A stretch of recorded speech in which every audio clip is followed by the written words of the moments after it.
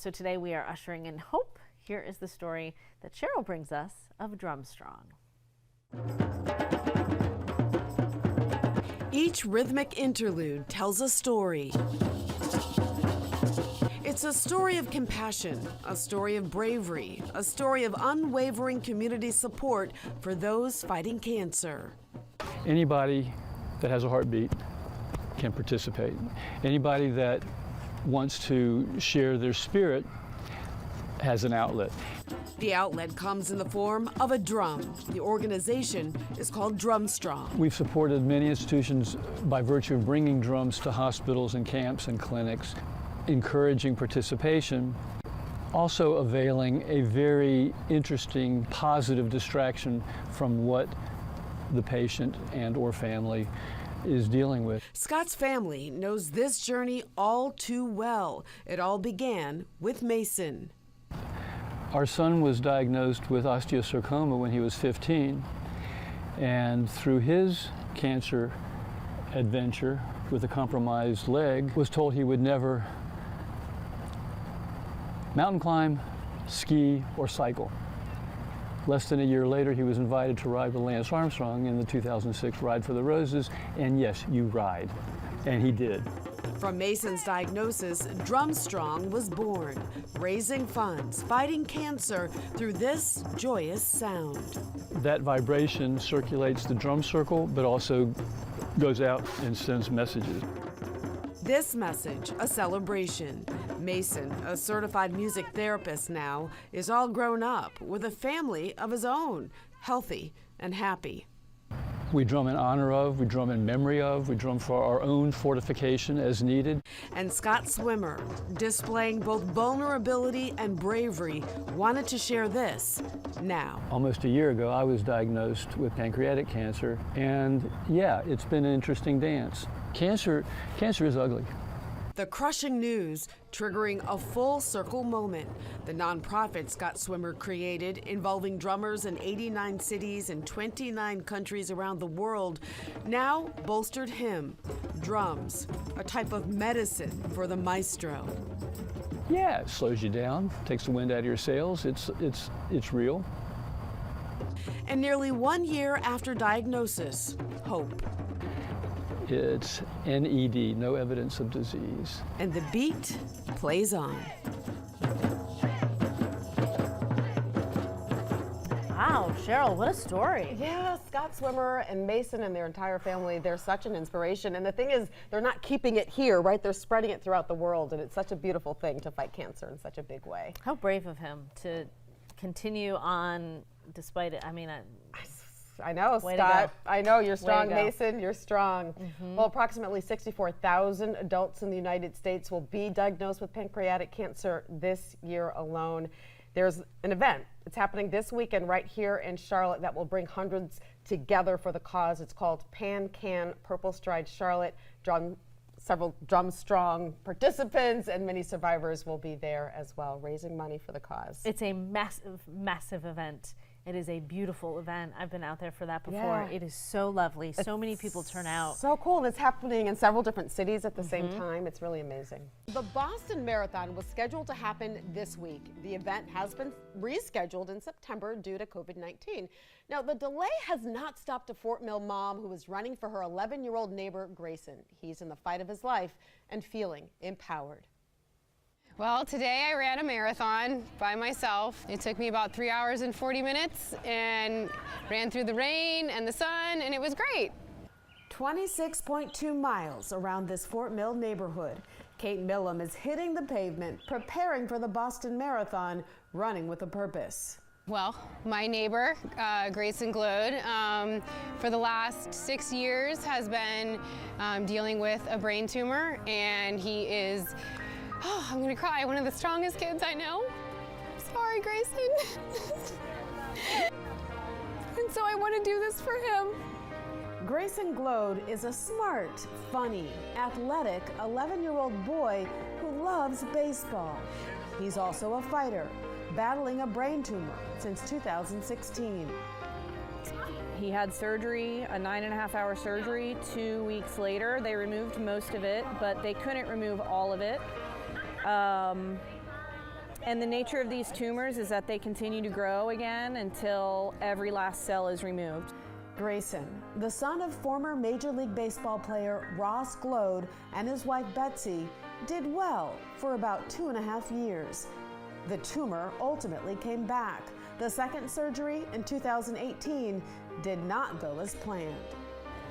And then he woke up with what's called hemiplegia, so the left side of his body was affected, kind of like when someone has a stroke. So when he came out of surgery, he was not able to sit up on his own, swallow, stand, walk, run, all of that he has relearned. Grayson pushed beyond the limit and made huge strides through physical therapy. In the meantime, he underwent 15 months of chemotherapy. He finished that in October. That was just to kind of stall the growth of the tumor. The Glode family battles the tumor through hard work and hope, and that feeling of hope is spreading. Just ask Katie. With each stride, she's raising money in Grayson's name. I am doing a fundraiser for Boston where I'm raising money for the National Brain Tumor Society, and I'm trying to hit a goal of $10,000. I'm currently at about $6,500, and so now I have until September 14th to get to that $10,000 goal. I'm really humbled by it. She's such a good friend. I mean, she's just such a giver. I mean, she came up with this idea all on her own, and I mean, there's just no way to say thank you. For now, things are stable for Grayson, but the fight continues. The family is leaning on faith and the kindness of good friends. Pie in the sky would just be, we remove the tumor and he's able to kind of go on and live a pretty normal, healthy, long life. He is such a smart, sweet kid, and he is a fighter. His mom says that he really loves baseball, but he has a mind for numbers. So maybe he could go into sports statistics or cool. commentating. I don't know. I think the future is bright for Grayson. He is a warrior. He really is. All right, welcome back to QC Morning. Humankind is a company with a commitment, helping humankind all around the globe gain access to clean drinking water. But the founders of the nonprofit have a larger message to share. You want to do something big? Start with that small voice within. As part of the mission, the Humankind team has launched a new initiative. It's called the Water Drop Campaign. The latest stop, a homeless shelter right here in Charlotte. I tagged along for the mission. Ben Thenkachan and TJ Foltz first met a couple of decades ago at a church retreat in Pennsylvania. But it was their chance encounter 18 years later that would change their lives and thousands more forever. I ran into him playing basketball at a basketball court near my home in Pennsylvania. We literally reconnected and became friends overnight, like best friends overnight. We decided as a group, as the two of us, to go on a 21-day fast just to kind of hear from the Lord in a deeper way and kind of get some clarity on some things we were trying to make decisions on. And during that 21-day fast, TJ actually was given a word from God to actually start a bottled water company. I actually heard an audible word. It went into my ear canal, and the word was water in English. And I literally looked up to see who was in my living room, and my eyes were like as big as saucers. It freaked me out. The only way that I can describe it that makes any sense at all is that it was layered. TJ says the voice was rich and resonant, like nothing he had ever heard before. He picked up the phone and called Ben. TJ actually called me when he got this crazy idea, hoping I'd talk him off the ledge, and instead, I jumped in with both feet with him. He said, no, this is good. This is a good thing. This is something that we need to pursue, so let's do it. In an instant, Humankind Water was born. It's a nonprofit company with a global mission. Humankind Water was started to basically help people who lack clean drinking water globally. So it's the #1 cause of death across the world that's preventable. Ben, who lives in the QC, says Humankind has helped some 200,000 people worldwide in places like India, Africa, the Dominican Republic, and Haiti. Now Humankind turns its attention to local communities like Charlotte. This mission is called the Water Drop Initiative. As you donate to our nonprofit, we then buy bottles of this humankind water from Walmart stores on the East Coast, and then we donate them to men's shelters, homeless shelters across the United States, so we can make an impact here in the United States, but also overseas. Then TJ and the team share the love, bottle by bottle, up and down the eastern seaboard. On this day, they deliver a truckload of water to Roof Above, the men's shelter in Charlotte.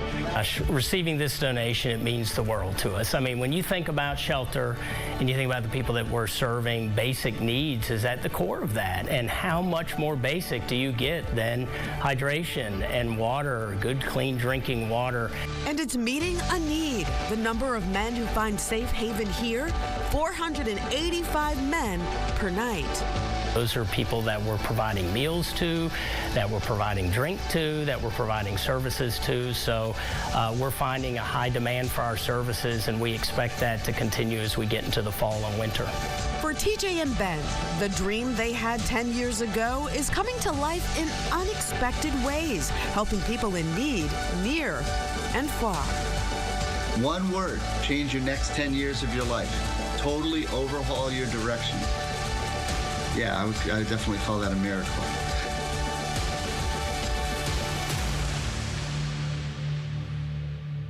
Oh, I get chills just hearing that story. Yeah. Over and over again. Well, TJ and Ben say 100% of the profits from Humankind Water actually fund the Safe Water Initiative, that global initiative. That's something. It's I mean, amazing. whether you buy into it was God's voice or not, Yeah. I mean, just that idea that one word can change your whole path. Absolutely. No matter where that word comes from. Yep. Yeah. It's incredible. And the fact that they're giving of themselves, right? They don't take a salary from this. They have other beverages, right? Humankind beverages that generate income. But for the water, it's just for the good of it, right? Supplying it all over the world. And they have mission trips and people can go with them to all these different countries. So I can buy Humankind water in the store? Yeah, it's available in Walmart. Okay. You can buy it in the store, and then the proceeds from that fund this water initiative all over the world. I like it. I love it. Okay, well done, fellas. So impressive, TJ and Ben. Yeah. All right, we want to know if you ever took a trip to a farm when you were in school. Did you? I did. Did you? Yeah, I did. I loved it. I know, me too. Well, obviously, I did. Yeah. We're going to check out a farm today. QC Life Cheryl Brayboy live in the community this morning. She's at Riverbend Creamery in Lincolnton. Cheryl, big question. Are you seeing any cows this morning? Are we seeing cows? You guys take a look. We're here at Riverbend Creamery in Lincolnton, and these cows are hungry this morning. They got up bright and early. I think you said around 2 a.m. Really, really early. And so this is their second feeding of the day. They're well into their day. James Pearson is here. He's co-owner of Riverbend Creamery. Good to see you this morning. Good to see you. How you doing? I'm doing great. So you said they woke up at 2 a.m. So folks get up with them. Talk to me about the routine in the morning. So we have milkers who come in at 2 o'clock in the morning. They bring the cows up from the pasture because we're a grazing-based dairy, and they bring them up. They get their total mixed ration here, which has all their minerals and everything that they need for a nutritious diet. They actually eat better than we do. And from then, they start milking at 3 o'clock, and whenever they get done milking, they go back to the pasture. Being a grazing-based dairy, they're on the pasture 365 days a year. You said this is one of the few full-time grazing farms in the state of North Carolina. Yes, this is one of the, I think, only 2 grazing dairies in North Carolina. With that being said, we grow high-quality forages to make sure that we get milk production from the cows. Grass-fed cows. Grass-fed cows. Okay. This is a very rich farm, family-owned, 5th generation. Talk to me about the legacy.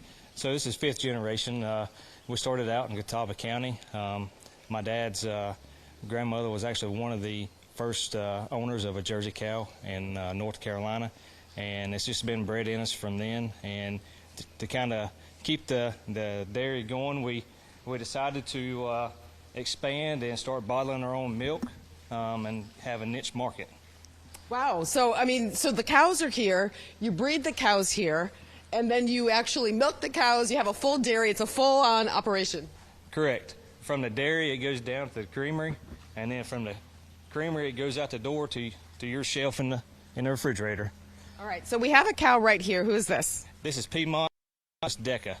This is a 4-year-old cow. So every cow has a family name, and hers is Deca. So all the cows are registered. That way we know who they are and what family they go back to. So this is very interesting to me that all the cows have a name. They have a number as well. You want to make sure you're avoiding inbreeding, right? Correct. So with that being said, we breed to the best genetics, and we started breeding to A2 bulls with A2 protein in their genetics. That way it's more easily digested by consumers who think they're lactose intolerant. Can we get close to Decca here? Can we actually pet Decca? Okay. Pet her.